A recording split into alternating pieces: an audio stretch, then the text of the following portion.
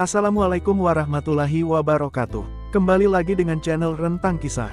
Kali ini, saya akan membahas topik mengenai asal-muasal Dajjal serta pengikut-pengikutnya. Dajjal adalah seorang tokoh dalam eskatologi Islam dan eskatologi Kristen Ortodoks yang akan muncul menjelang hari kiamat. Dajjal dikatakan kafir dan jahat yang merupakan pembawa fitnah terbesar bagi seluruh umat manusia. Dajjal lahir 100 tahun sebelum kelahiran Nabi Musa alaihi salam.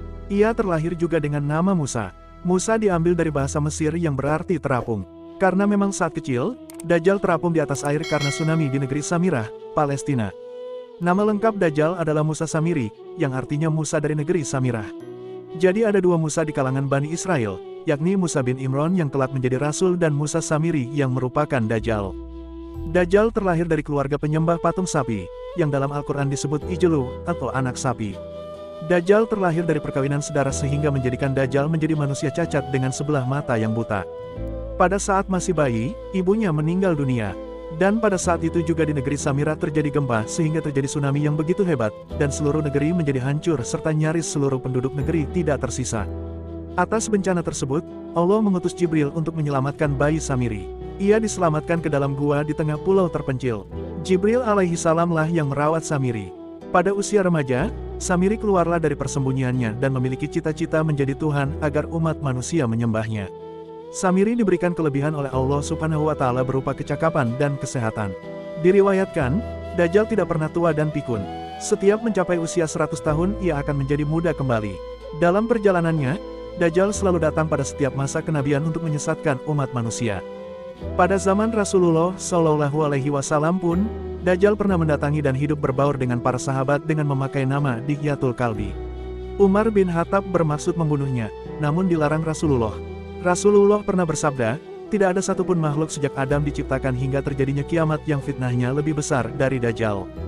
Dalam hadis riwayat Muslim, Rasulullah bersabda, Dajjal adalah seorang pemuda berambut keriting, matanya buta sebelah kanan, aku cenderung menyerupakannya dengan Abdul Uzza bin Katan.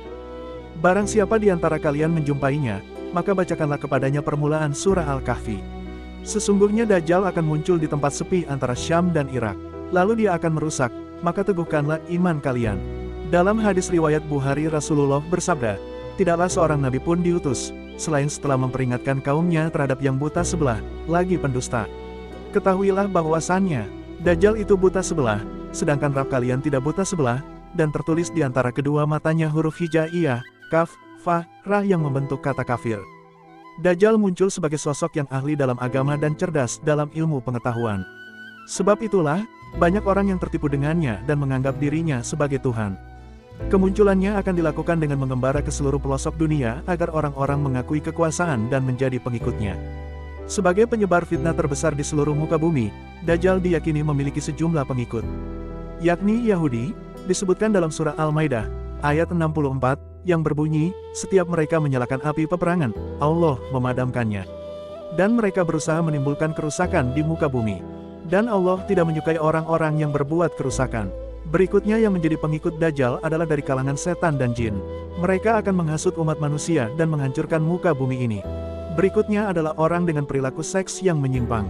Rasulullah bersabda, sesungguhnya perkara yang paling aku takuti pada umatku adalah munculnya perilaku yang sama seperti pada kaum Lut.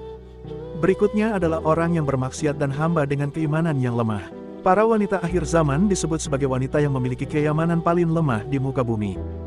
Dalam hadis Ibnu Umar, Rasulullah bersabda, Dajjal akan turun ke Mirkonah yang merupakan nama sebuah lembah dan mayoritas pengikutnya adalah kaum wanita.